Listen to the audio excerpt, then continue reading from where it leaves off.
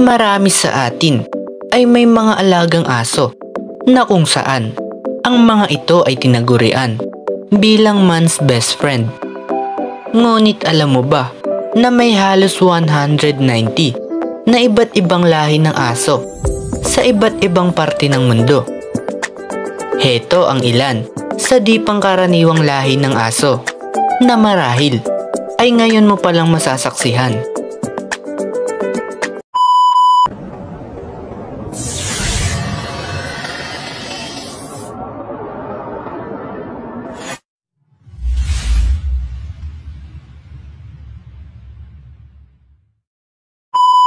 Azawak. Isa sa pinakamatandang breed ng aso sa buong mundo ay ang Azawak. Ang di pangkaraniwang aso na ito ay nagmula sa West Africa sa mga bansa ng Mali, Niger at Burkina Faso na kung saan ay ginamit bilang mga sinaunang hunting hound ng West Africa noong 1,000 taon na ang nakakalipas. Sila ay bahagi ng Sighthound family. Ang pangalan naman nito ay nagmula sa Azawak Valley sa Sahara Desert. Ito ay medyo payat at matangkad, subalit orihinal na nagsilbi bilang mga bantay sa mga kampo at magnanakaw. Unang nagkaroon ng breed na ganito sa Estados Unidos noong 1980s dahil bago ang taong ito ay hindi maaaring bilhin ang bibihirang aso na ito. Thai Ridgeback. Ang mga Thai Ridgeback ay isa lang sa 3 lahi ng Ridgeback sa mundo, kabilang na ang karaniwang Rhodesian Ridgeback at ang Vietnamese Ridgeback, kung saan ay isang halimbawa ng Pariah Dog na karaniwang nakataas ang mga tenga at may kalakihan ang katawan. Ito ay tumitimbang ng 35 hanggang 70 pounds.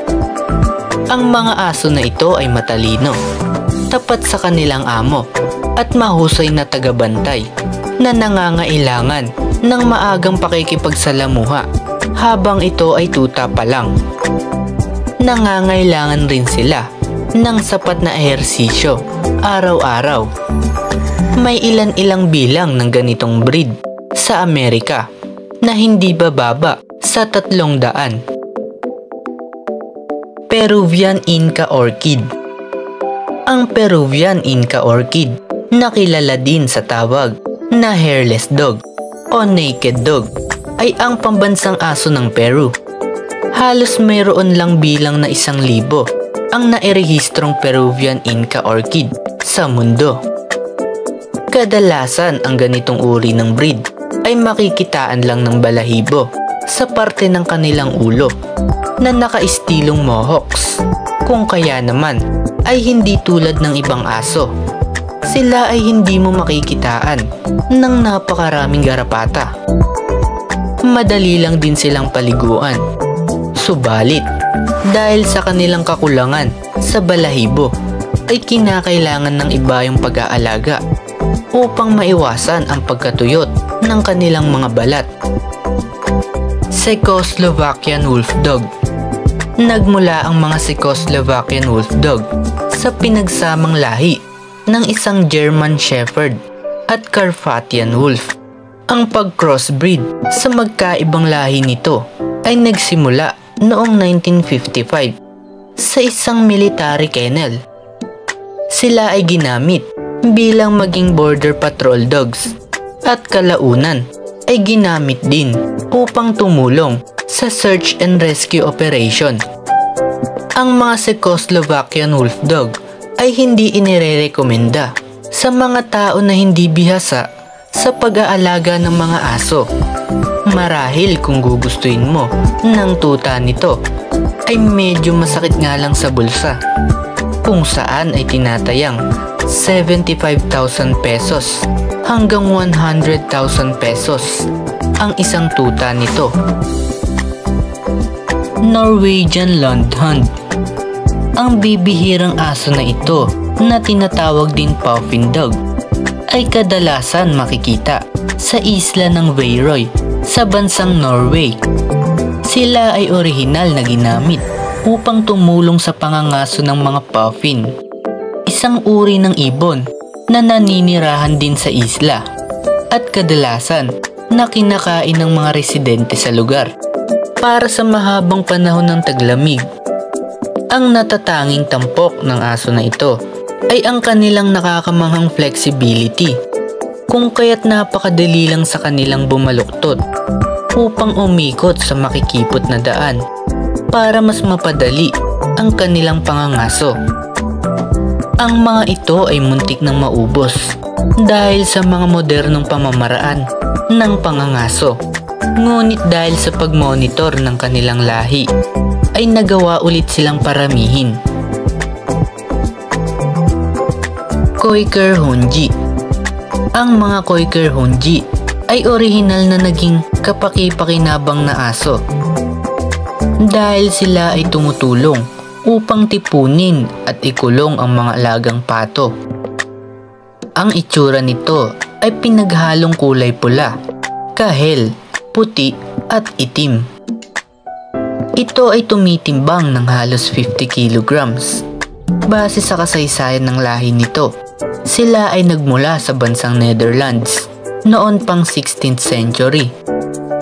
Sila rin ang tipo ng aso na masigla at matalino. Subalit ang bibihirang lahi nila ay muntik nang maubos noong matapos ang World War II.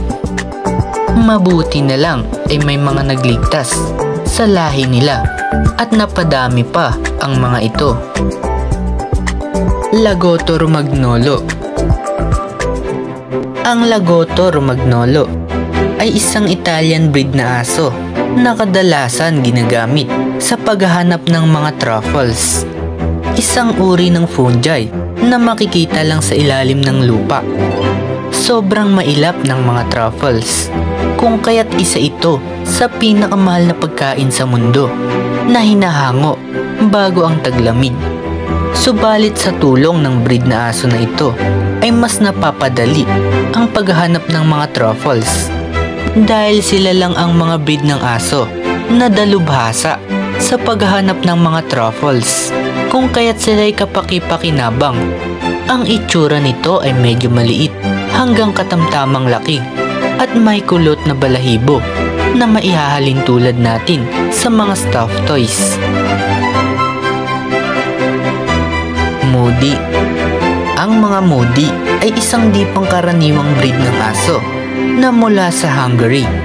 Sila ay kadalasan na tinatawag na driver dog dahil sila ay tumutulong upang mapanatili ang grupo ng mga tupa. Hanggang sa kasalukuyan ay ginagamit sila sa pagpapastol ng tupa, kung saan ay kaya nilang mapanatili ang grupo ng halos 500 tupa.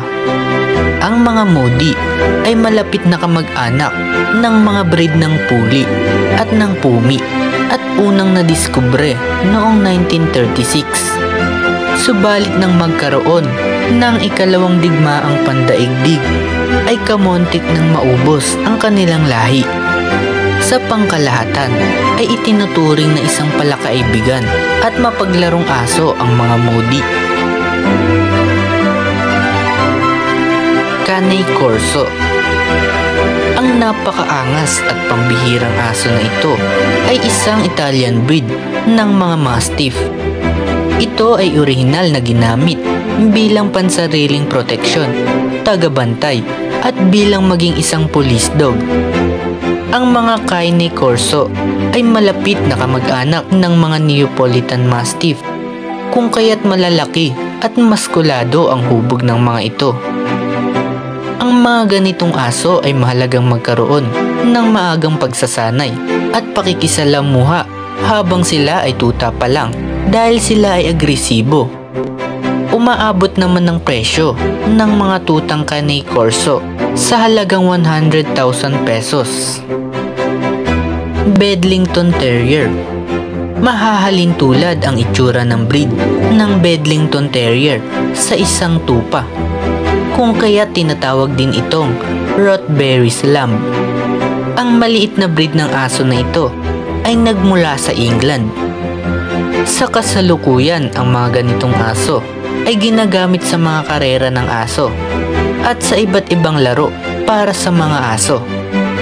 Kilala ang mga ito sa pagiging maliksi at mabilis. Magagaling din lumangoy ang mga ganitong uri ng aso.